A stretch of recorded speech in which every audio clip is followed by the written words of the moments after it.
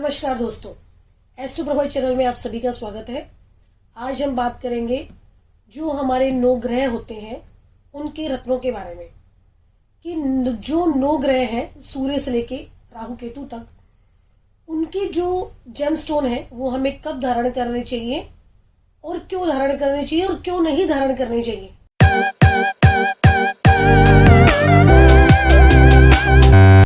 क्योंकि कई बार ऐसा भी देखा गया है कि किसी भी ग्रह का जो रत्न है वो कुंडली के अंदर ग्रह बली है फिर भी वो रत्न धारण किया हुआ है, या मारक हाउस में तब भी रत्न धारण किया हुआ है।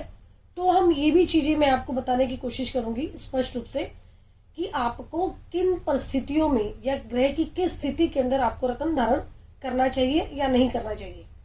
जैसे हमेशा जन्म कुंडली के अंदर लग्नेश, पंचमेश और नवमेश, इनके रत्न धारण करना सबसे ज्यादा शुभ होता है।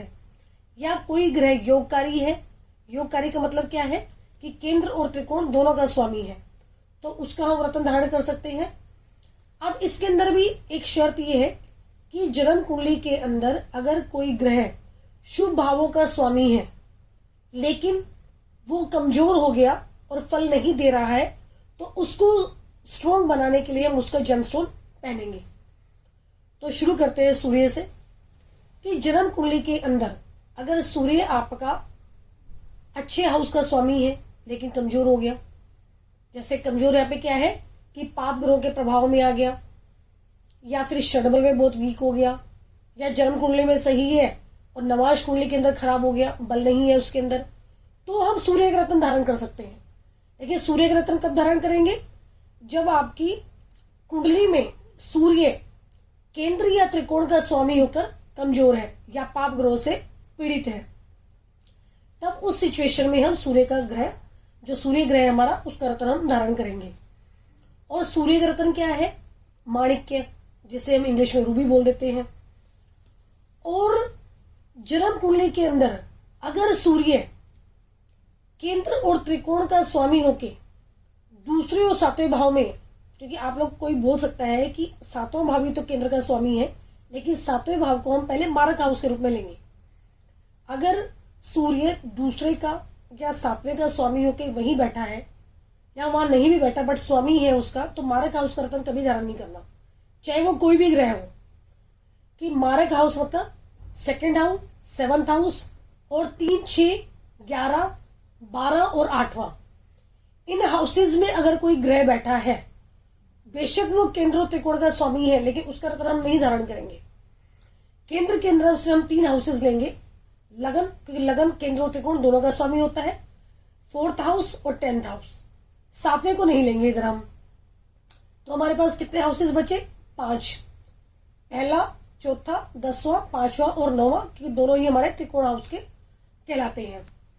तो इन 5 हाउसेज में अगर ग्रह बैठा है तो हम इसका, बट वो कमजोर हो गया, जैसे मैंने बोला कि पाप ग्रह से पीड़ित है, या नवाश में कमजोर हो गया, षडबल में कमजोर हो गया, रिजल्ट नहीं दे पा रहा है, तो हम उसका रत्न धारण करेंगे। सूर्य का माणिक्य, जिसे हम रूबी भी कहते हैं, अगर सूर्य आपका अच्छा है बट फल नहीं दे रहा, तो उसका हम रत्न धारण करेंगे। और सूर्य के लिए हम किस फिंगर में रत्न पहनते हैं? ये जो आपकी रिंग फिंगर है, इसके अंदर हम रत्न पहनते हैं। रूबी या माणिक्य कुछ भी पहन सकते हैं। मान लीजिए आपको लगता है कि नहीं मुझे तो पहनना है, लेकिन जैसे मैंने बोला कि सूर्य आपका अगर मारक हाउस में है, या 3, 6, 11 या 2, 8वें, दूसरे 12वें या 8वें के अंदर भी है, तो भी हम उसका रत्न धारण नहीं करेंगे। तो आप उसका सब्स्टिट्यूट पहन सकते हो। कुछ सब्स्टिट्यूट के अंदर अगर आपको कुछ नहीं मिलता है तो बेशक आप एक कॉपर की जो रिंग है वो इसके अंदर पहन सकते हो, तो वो भी आपको उतना ही फल देगी जितना कि आपको रूबी या माणिक्य जो है वो देगा। अब हम सूर्य के बाद आते हैं चंद्रमा पर।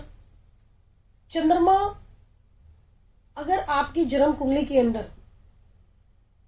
अच्छे हाउसेस का स्वामी है लेकिन वो भी कमजोर हो गया, क्योंकि चंद्रमा बहुत जल्दी पीड़ित हो जाता है, क्योंकि चंद्रमा हमारा मन है, तो चंद्रमा पीड़ित हो गया तो मन हमें हमेशा हमारा परेशान रहेगा। चंद्रमा राहु के एक्सिस में आ गया, चंद्रमा शनि के साथ आ गया, चंद्रमा सूर्य के साथ अस्त हो गया, अमावस्या का जन्म हो गया, ठीक है, किसी भी तरह से, या फिर 6, 8, 12 के स्वामियों के साथ बैठ गया, 3, 11 के स्वामियों के साथ बैठ गया, तो वो भी हमारा उतना बढ़िया सा कॉम्बिनेशन नहीं कहलाएगा। तो तो चंद्रमा का हमारा रत्न क्या होता है? मोती। तो मोती भी पहनने के कुछ कंडीशंस है। आप हर सिचुएशन के अंदर मोती नहीं पहन सकते। चंद्रमा अगर आपका, जो मैंने 5 हाउसेज आपको बोले हैं कि लगन में, चौथे में, दशम में, पंचम में या 9th हाउस के अंदर बैठा हुआ है या इनका स्वामी है, तो ही आप पहनोगे। लेकिन अगर वो राहु केतु के साथ नहीं आ गए तो आपको मोती शायद सूट ना करें, तो आपको चेक करना पड़ेगा कि सूटेबल है या नहीं है। तो मोती की जगह आप सिल्वर का यूज कर सकते हो या मून स्टोन का यूज कर सकते हो। और मोती कौन सी फिंगर में पहनना है? राइट हैंड की जो सबसे छोटी फिंगर है हमारी, इसमें हम मोती को धारण करते हैं। अब हम आते हैं मंगल के ऊपर। शर्तें हमारी वही हैं जो मैंने आपको 5 हाउसेस बोले हैं कि मंगल जन्म कुंडली के अंदर किसी भी तरह से कमजोर हो गया, अगर वो नीच का भी हो गया तो भी हम उसका रत्न धारण कर सकते हैं। और मंगल के लिए जो हमारा जेमस्टोन है वो है मूंगा, रेड कोरल जिसे हम कहते हैं। सफेद भी आता है। कई लोगों का मानना है कि अगर आपका मंगल नीच का है, क्योंकि मंगल नीच का कहाँ होता है? चंद्रमा की राशि में, कर्क में, और वो केंद्र में बैठ गया, त्रिकोण में बैठ गया नीच का होके, तो उसका जेमस्टोन हम कई लोग सजेस्ट करते हैं कि उसके लिए आप सफेद मूंगा पहन सकते हैं। ठीक है, लेकिन मैक्सिमम जो एस्ट्रोलॉजर्स है वो आपको रेड कोरल जो है वही पहनने के लिए बोलेंगे अगर आपका मंगल पीड़ित है। और मूंगा हम कहाँ पहनते हैं? कॉपर के अंदर, रिंग फिंगर के अंदर मूंगा पहना जाता है। उसके मंगल के बाद हम आते हैं बुध के ऊपर। बुध का जो जेमस्टोन होता है वो होता है एमराल्ड, जिससे हम पन्ना भी कहते हैं। और पन्ना को हम कहाँ पहनते हैं? सबसे छोटे फिंगर में गोल्ड में बनाकर हम धारण करते हैं। अगर बुध आपकी कुंडली के अंदर शुभ भावों का स्वामी होके वीक हो गया तो ही हम धारण करेंगे। लेकिन इसके अंदर भी अगर आपको लगता है कि 6, 8, 12 में बैठा है बट मुझे पन्ना पहनना है, बट आप पन्ना मत पहनो, तब आपको उसका जो सब्सिट्यूट है ओनिक्स पहन सकते हो आप। ओनिक्स भी आपको इसी फिंगर में पहनना है। उसको बेशक आप सिल्वर में बना सकते हो गोल्ड की जगह। लेकिन पन्ना पहनने के लिए आपको सबसे ज्यादा सावधानी क्या बरतनी है कि आपकी नई नई शादी हुई है, किसी ने आपको बोल दिया कि जी आप पन्ना पहनो, तो बिल्कुल नहीं पहनना। क्योंकि न्यूली मैरिड कपल को पन्ना सूट नहीं करता, क्योंकि उनके रिश्तों में थोड़ा सा गैप आ जाता है। और अगर आपकी शादी नहीं हुई है और शादी होने वाली है, करनी है आपको, तो आपको शादी के टाइम पर पन्ना नहीं धारण करना है। आपने अगर पहना है तो बेशक आप उसका उतार के आप रख सकते हो कम से कम 1-1.5 साल के लिए। और पन्ना जैसे मैंने आपको बोला इस वाली फिंगर में आपको पहनना है। अगर ओनिक्स पहनना है तो सिल्वर में बना सकते हो, पन्ना पहनना है तो आप गोल्ड में बना सकते हो। बुध के बाद आते हैं हम गुरु पर। गुरु का जो रत्न है, जेमस्टोन है, वो पुखराज है। और पुखराज वैसे ही बड़ा कॉस्टली आता है। तो मान लो किसी ने सजेस्ट किया है कि आपको पुखराज पहनना है, लेकिन आपकी पॉकेट आपको अलाउ नहीं कर रही, तो आप पुखराज का जो सब्सिट्यूट है सुनहला, या जिसे हम येलो टोपाज भी बोलते हैं, वो पहन सकते हो। और पुखराज वो गोल्ड में फर्स्ट फिंगर में पहना जाता है। गुरु आपकी कुंडली के अंदर अच्छा प्लैनेट है बड़ा, बट अब इतने फल नहीं दे पा रहा, तो आप पुखराज पहन लेते हैं फर्स्ट फिंगर में। लेकिन कई एस्ट्रोलॉजर जो है वो इसको ऐसे भी सजेस्ट करते हैं कि किसी लड़की की शादी में डिले हो रहा है, क्योंकि गुरु को लड़कियों की कुंडली के अंदर पति का कारक माना जाता है, तो शादी में डिले हो रहा है, तो वो भी बोल देते हैं कि आप जी पुखराज पहन सकते हो, ताकि आपकी शादी में जो अननेसेसरी डिले हो रहा है वो टाइम से आपकी शादी हो जाए। अब गुरु के बाद आते हैं हम शुक्र पर। शुक्र का जो जेमस्टोन है वो हीरा माना जाता है। मैक्सिमम लोग क्या करते हैं कि अगर किसी ने आपको रेमेडी बताई कि जी आप डायमंड पहन लो, तो लोग इस वाली फिंगर में पहनते हैं, तो यहाँ आपको सूट नहीं करेगा, क्योंकि ये सूर्य की फिंगर है। सूर्य और शुक्र दोनों आपस में शत्रु होते हैं। तो डायमंड अगर आपको पहनना है तो या तो आप ब्रेसलेट में पहन सकते हो, लॉकेट में पहन सकते हो, या फिर अगर वो फिंगर में पहने तो इस वाली फिंगर में। एज ए रेमेडी अगर आप डायमंड पहनते हो वीनस के लिए, तो आपको मिडल फिंगर में पहनना है। और वो डायमंड आपको प्लेटिनम में धारण करना चाहिए अगर आप पहनते हो। और रेमेडी के अलावा अगर आप वैसे शौक के तौर पर पहनते हो तो कहीं भी पहन सकते हो, कैसे भी पहन सकते हो आप उसे। बट अगर आपको लगता है कि नहीं डायमंड बहुत कॉस्टली है, हम नहीं उसको अफोर्ड कर सकते हैं, तो उसकी जगह आप ओपल पहन सकते हो सिल्वर में, वही मिडल फिंगर में आपको पहनना पड़ेगा ओपल शुक्र के लिए। अब आते हैं हम शनि के ऊपर। शनि का जो जेमस्टोन है वो नीलम है, वो हम सभी जानते हैं, मैक्सिमम लोग जानते हैं, क्योंकि आजकल तो गूगल का जमाना है। तो शनि का जो मेन जो जेमस्टोन होता है वो नीलम ही है, और वो भी काफ़ी अच्छी क्वालिटी का जो नीलम है, बहुत ज़्यादा कॉस्टली पड़ता है, और नीलम हर किसी को सूट भी नहीं करता। बेशक आपको कुंडली के अकॉर्डिंग नीलम की ज़रूरत है, मतलब शनि आपकी कुंडली के अंदर बड़ा अच्छा है, लेकिन वो एफ्लिक्शन में है या आपको अच्छे फल नहीं दे पा रहा, तो नीलम इस वाली फिंगर में पहना जाता है, मिडल फिंगर में। इसे गोल्ड में भी पहन सकते हैं, बट गोल्ड की बजाय ये प्लेटिनम में ज़्यादा सूटेबल रहता है। बट नीलम को पहनने से पहले आपको उसे चेक करना पड़ता है कि क्या ये आपके लिए सूटेबल है, क्योंकि बेशक आपको ज़रूरत है नीलम पहनने की, लेकिन हर किसी को सूटेबल नहीं होता ये।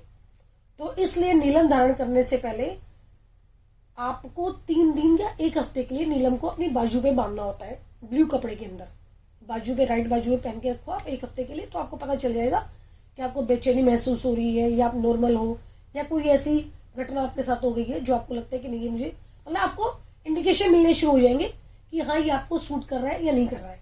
अगर कुछ भी नहीं होता है, आपको सपने भी खराब नहीं आते, आप बहुत अच्छी नींद सोते हो, तो इसका मतलब नीलम आपके लिए सूटेबल है। तो आप उसके बाद उसे फिंगर के अंदर अंगूठी के रूप में पहन सकते हो। लेकिन अगर आपको लगता है नीलम तो बहुत महंगा है, आप नहीं अफोर्ड कर सकते, तो उसकी जगह आप नीली पहन सकते हो। उसको सिल्वर में बना सकते हो, सिल्वर में बना के मिडल फिंगर में पहनना है उसको। नीली है, लाजवर्त है, लापिस लाजुली है, या एमेथिस्ट है, ये सारे शनि के जो सब्स्टिट्यूट है, मतलब नीलम के जो सब्स्टिट्यूट है, सारे के सारे हैं। इसमें से कुछ भी आप धारण कर सकते हो, और ये बहुत सस्ते हैं ये सारे के सारे, और इसको सिल्वर में पहन सकते हो आप लोग। शनि के बाद आते हैं हम राहु के ऊपर। राहु केतु का जो जेमस्टोन है बहुत ही सोच समझ के धारण करना चाहिए, क्योंकि हर किसी को राहु का केतु का जो जेमस्टोन है वो सूट नहीं कर पाता।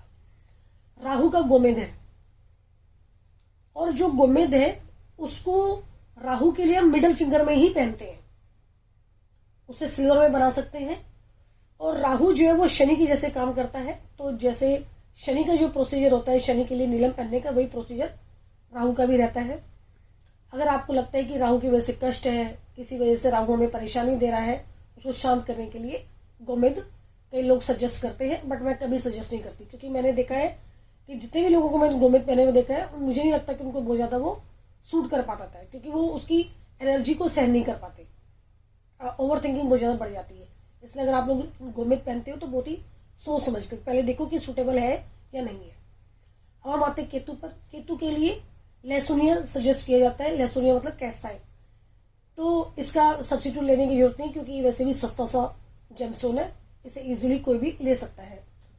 और केतु जो है मंगल के जैसे काम करता है, तो इसलिए हम इसको मंगल की जो फिंगर है जहाँ हम मंगल करतन पहनते हैं, तो केतु का लहसुनिया भी हम यहाँ पर पहन सकते हैं, और ये आपको सिल्वर में आराम से सूट करेगा। या मैं एक बार फिर से रिपीट करती हूँ कि आपको किसके जेमस्टोन नहीं पहनने।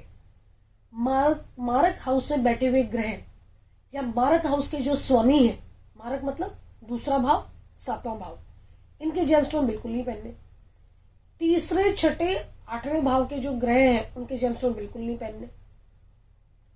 और आपको 11वें और 12वें का जेमस्टोन भी ज्यादा सुटेबल नहीं होगा।